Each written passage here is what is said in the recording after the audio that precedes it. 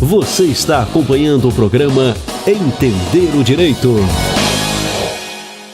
Seja bem-vindo ao programa Entender o Direito. Esse programa será exibido uma vez por mês nos canais de rádio, TV e redes sociais da radiobaruch.com.br. Eu, Fernanda Las Casas, estou aqui retomando o programa junto com a Renata Toledo e a nossa convidada de hoje, a Gelsi Baltazar. A Gelsi, que é formada em jornalismo, com mestrado na área de comunicação, para conversar conosco sobre internet e redes sociais. Se internet e redes sociais representam um mal necessário. O que você queria me perguntar? No último bloco, nós estávamos conversando sobre o anonimato dos usuários e sobre a responsabilidade. Então, a pergunta que eu fiz para você, que eu gostaria de retomar é: o que você entende por a responsabilidade desses usuários que acreditam se esconder no anonimato da internet? Você acha que há isso ou não? Você, como uma profissional da comunicação, como que você entende? Eu acredito que as pessoas não têm noção do que elas estão utilizando, seja para expressar um elogio, seja para expressar uma crítica. E eu não digo nem responsabilidade, é a desinformação da importância da sua palavra, do seu conceito, do seu elogio. Então, quando você fala, eles estão utilizando o anonimato, na verdade, é o reflexo de uma sociedade superficial, que não acolhe, certo, que não se importa. Então, esse jogo de palavras soltas, de agressividade, acredito que não tem tanta o anonimato, vou me esconder, porque o que é curioso, nas redes sociais, o que a gente vê é uma exposição.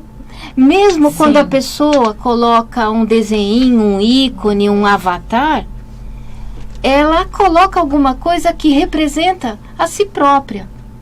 Então, no meu entender, esse anonimato não existe. E a responsabilidade? A responsabilidade muito menos, porque ela reflete a sociedade que nós estamos vivendo. Se você tem a responsabilidade primeiro com o seu corpo, primeiro com o seu entorno, com a sua família, é natural. Você já vai ter um limite do que você vai escrever. Aliás, você já tem um limite dentro do seu dia a dia. Você não vai chegar para um funcionário seu e vai repreendê-lo de uma forma agressiva. Você vai chegar nos lugares e você vai cumprimentar, você vai dar um bom dia. Essa responsabilidade, ao meu ver, ela é cobrada quando ela não existe. Quando ela não existe. Então, esse fluxo de informações desencontradas, as fake news, os trolls, os hackers, tudo isso, eu acredito que é uma consequência de uma sociedade doente. Eu não sei se a palavra é doente, mas autodestrutiva. Assim como na Idade Média tinham aquelas bolas espinhentas que os guerreiros usavam, talvez as nossas bolas espinhentas sejam a internet e as redes. Então, na sua concepção, as redes sociais, a internet, elas são co-criadoras da própria realidade, de uma realidade que já existe, que já está posta. Na minha opinião, sim. Né?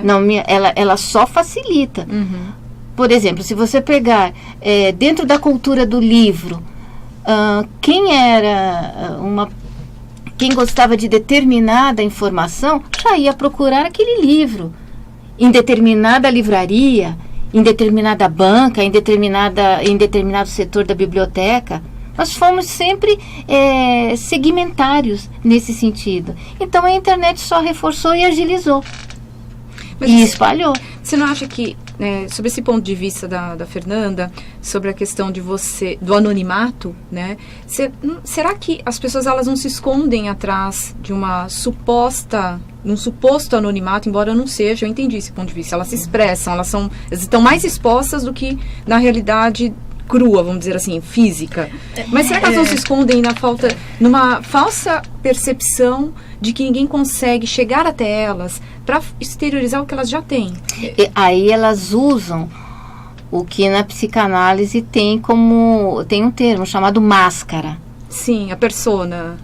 Exato. Então eu uso a minha máscara, que é a rede falsa, com um nome falso, e eu agrido e faço o que eu quero.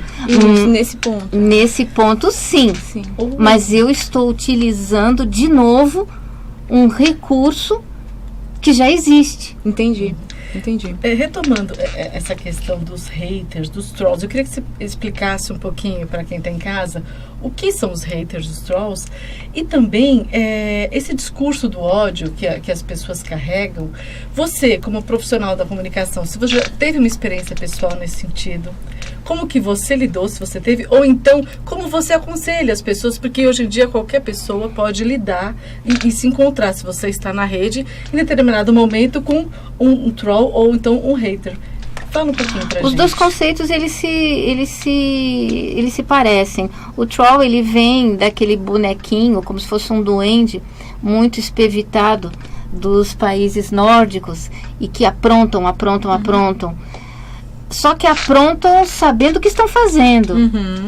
E o hater é aquele que tem o discursão mesmo agressivo. O troll é agressivo também.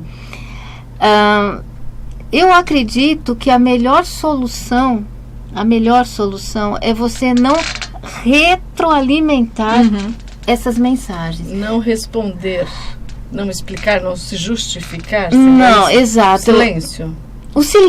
O silêncio por quê? Porque quanto mais você alimenta, se a pessoa está em busca de uma exposição, mesmo escondida, ela vai ficar feliz. Nossa, eu consegui desestabilizar a pessoa, mas eu sou muito bom. É porque tem uma diferença entre o troll e o hater. O hater, ele tem um discurso do ódio vazio. Muitas vezes ele não sabe nem o que ele está falando. Ele fala só para falar e atingir. O troll não, ele entende do assunto e ele fala exatamente para atingir aquele ponto. Ele é mais malicioso. Mais pontual e malicioso. Mas mais ambos atingem o mesmo objetivo, que é desestabilizar. E aí desestabilizar de uma forma pessoal ou profissional. Mas a mesma coisa, eu acho que você também tem que ter um senso, tanto a internet, as redes, elas têm ferramentas para você bloquear, então bloqueia. Sim. Porque às vezes vem antes, né? Bloqueia, a mesma coisa, bloqueia, porque você vai dar voz. Quer dizer, no meio, e aí talvez é o aspecto mais interessante, positivo das redes e da internet. Você tem um alcance tão grande e você vai se fixar uma, duas pessoas ou um grupo de pessoas, não é? Então a ponderação, o bom senso. E você já teve uma experiência pessoal, você? Eu não sou amiga de redes. Apesar de trabalhar, eu não sou amiga de redes. E eu no não seu gosto. trabalho, onde você executa esse trabalho, alguém que você trabalha, um advogado médico, foi já vítima desse tipo de ação? Já como na semana foi? passada. Na semana passada. É recente, então. Isso. Então, como que conta pra gente? Não Porque posso todo mundo contar. desse jeito. Não precisa dar detalhes nem nomes. Mas aí que está. Mas como que foi a solução no caso? Aí que está. Foi uma confusão no trabalho desse meu cliente. Uma confusão mesmo. Ele não entendeu a letra da secretária. Foi e ele deixou de fazer um comentário importante para a pessoa. Obviamente, se essa pessoa falasse, olha, você esqueceu disso, imagina, ele ia se retificar e ia falar com a pessoa tranquilo. Mas a pessoa foi maldosa. Ao invés de falar para ele na hora, jogou na rede social. A rede social, ela pode construir ou destruir. E aí? E ele perguntou, e agora? E eu sugeri que ele brincasse na resposta, que não fosse uma resposta agressiva, não, eu não falei isso, ao contrário, que fosse uma coisa amena e que ele pedisse desculpas. E ele não aceitou fazer. Foi ao contrário, até do que eu falei para vocês, né? Mas aí é o caso do cliente naquela situação específica. E foi pior. Foi pior porque essa pessoa maldosa, ela ganhou couro. Ela ganhou couro. Mas é interessante, né, que as pessoas não têm muita noção da responsabilidade jurídica, né? Exato. Ou não tem noção, Exato. ou não, ou tem o senso de impunidade. Eu não sei. Olha, eu vou falar de outros 2 exemplos. Um estourou na França há uns 2 meses. São grupos de jornalistas de meios extremamente conceituados na França e eles se unem para atacar, sim, os outros. Personalidades. Eles têm já isso é absurdo, na né? França, né? Essa liberdade de expressão eles levam ao pé da letra. Levam ao pé da letra. Diferente do Brasil, que a gente tem a liberdade de expressão, mas desde que você não vai infringir a moral. Porque você tem uma ética. Exatamente, dentro da ética, para não desagradar ninguém. Eu acho que em alguns casos não se encontra o limite do bom senso, né? O que falta na realidade é o respeito, é o bom senso. É elementar. Eu posso falar tudo? Desde que eu não abuse do meu direito. Porque nós vemos já que há casos das pessoas que falam do que querem na internet e depois são responsabilizadas, sofrem indenizações. Se for uma pessoa famosa, então aumenta o valor da indenização pelo aumento do couro, né? O dano que ela... Agora, eu acredito que os pais, eles têm que ficar extremamente atentos do vício da internet, do celular com as crianças, porque existe uma perda cognitiva, existem mudanças de horário de sono, mudanças neurais, isso é importante. Sim. É uma outra geração, é uma geração diferente, mas o que essa geração diferente vai trazer de positivo e de negativo? Daqui a pouco nós estamos andando também feito quadrúpedes. Porque nós vamos regredir. Tem um retrocesso, né? Um retrocesso social. E na realidade, né, a impressão que eu tenho, o mundo ele é cíclico e pendular. Não é cíclico não, ele é pendular. Né? Ele vai muito de um extremo ao outro, é difícil encontrar o equilíbrio. Em relação às crianças e adolescentes, que você tocou nesse assunto, eu acho que a rede social primeiro, tem essa questão do limite, do bom senso, e criança e adolescente, a responsabilidade jurídica é dos pais. Sim. E os pais não têm, às vezes, essa noção. Acredito que é um brinquedo. Acho que é um brinquedo. É o eletrodoméstico. É o eletrodoméstico. O risco que a criança está inserida quando ela entra numa rede, né? Ela está exposta. O adolescente já está, né, vamos dizer, com os hormônios à flor da pele, está numa fase que precisa ser orientado. E os pais não, às vezes, né, em algumas situações, trabalhando, não observam, dia a dia. Não observam, e daí nós temos casos de cyberbullying, enfim. E os pais não estão visualizando a responsabilidade jurídica que recai sobre eles. Pelo menos até os 18 anos, né? Sim. Se um adolescente pratica o bullying com outro numa rede social, que é o WhatsApp, é a rede social. Numa rede social que vai ser responsabilizada. Agora, para além disso, né, Gelsi, eu penso na questão do dano psicológico dessa própria criança que praticou o ato. Porque lá, hoje ela não está formada. E lá na frente, quando ela olhar o que ela fez lá atrás? Se ela tiver esse poder de ponderação. Porque se ela vem de um meio agressivo. Se ela vem de um meio que colocou aquele celular para ela como uma forma de recompensa, como uma forma de calar a boca porque mamãe tá cansada, papai, entendeu? Então fica quieto e não enche. Ela não vai ter essa percepção. Ela não vai ter. É uma pena. Ela vai continuar. Ela vai continuar dependente dessas informações, ela vai continuar, não digo imoral, mas amoral, o que para mim é muito pior. Porque o imoral, ele sabe o que ele está fazendo, o amoral não, ele não tem noção do que ele está fazendo. Os pais realmente têm que ficar atentos. Né, com as crianças, adolescentes na rede, e até nós mesmos nos preocuparmos o que colocar antes de já escrever. Pensa, vou escrever, respira. Né? Conta até 3. Às vezes vale a pena você reagir, porque a rede social fica para sempre. Se alguém vai e printa uma tela de um celular, acabou.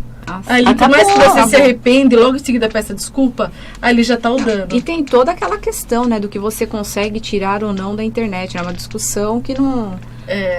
Nós não temos como nos aprofundar, né? Não dá para se aprofundar nesse programa. A gente pode até fazer um outro programa sobre o direito ao esquecimento. Eu volto a falar, a culpa é da internet? Não. A culpa é deste celular? Não. É do ser humano que está É o usuário. Aquilo que a máquina não consegue fazer, né? Que é ter o bom senso. Quer dizer, eu pelo menos acho que eu ainda acho que as máquinas não estão programadas para isso. Esse é um problema tão grande, não é só no Brasil, é no mundo, que algumas redes já estão com esse controle, né? O Instagram recentemente já lançou a questão do controle com os haters. Eles têm um filtro. Quando eles veem que é uma mensagem agressiva, eles já retiram da rede, eles não deixam. Mas e o filtro da condição humana? Do que é bom senso e que não é, né, Gel? Não, esse filtro é o que eu falei. Só a sociedade mesmo com regras, né? Com regras, com respeito. Mas os valores morais, onde eles vão ser adquiridos? Em casa. Eles vão ser adquiridos numa convivência.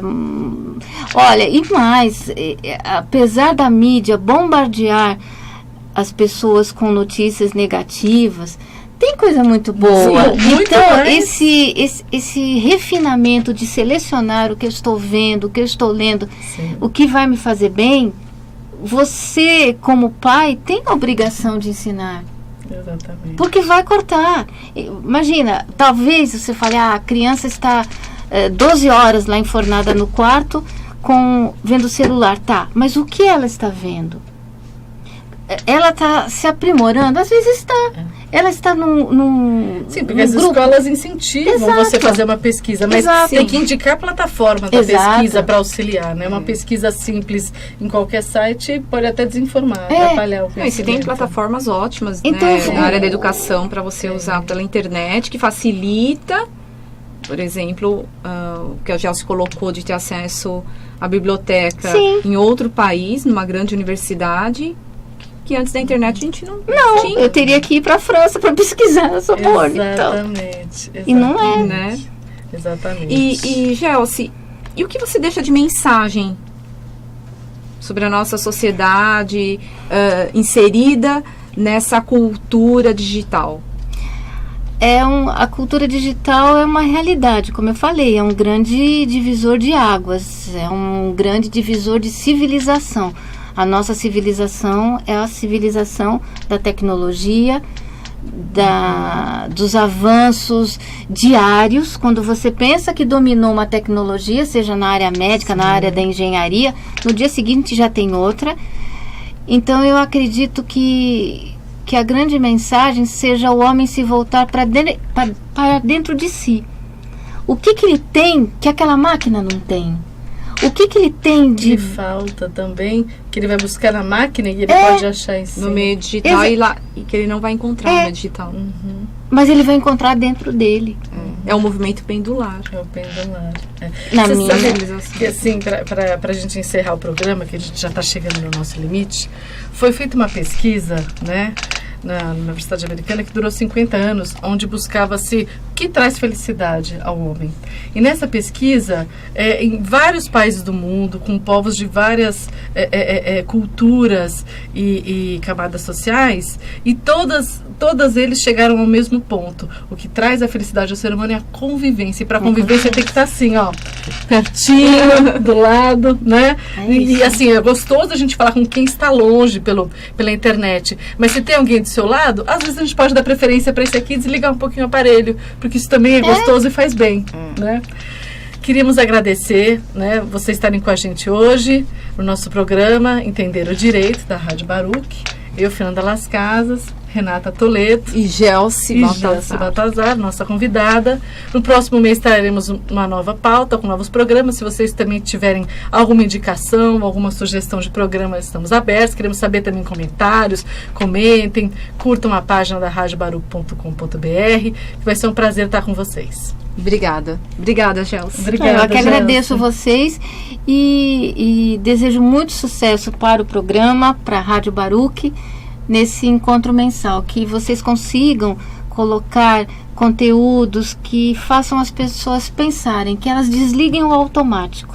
Mas que eu tenho que agradecer também a Baruch, né, por abrir essa oportunidade. O Afrânio não está aqui conosco participando do vídeo, mas temos que agradecer a ele, porque é uma oportunidade de discutir novos assuntos, ou velhos assuntos também, né, com outras abordagens. E de trazer a tona assuntos interessantes para todo mundo, né, assuntos atuais. Obrigada. Muito obrigada. Até a próxima. Na rádio e TV Baruch, você acompanhou o programa Entender o Direito. Apresentação: Fernandas Las Casas e Renata Toledo.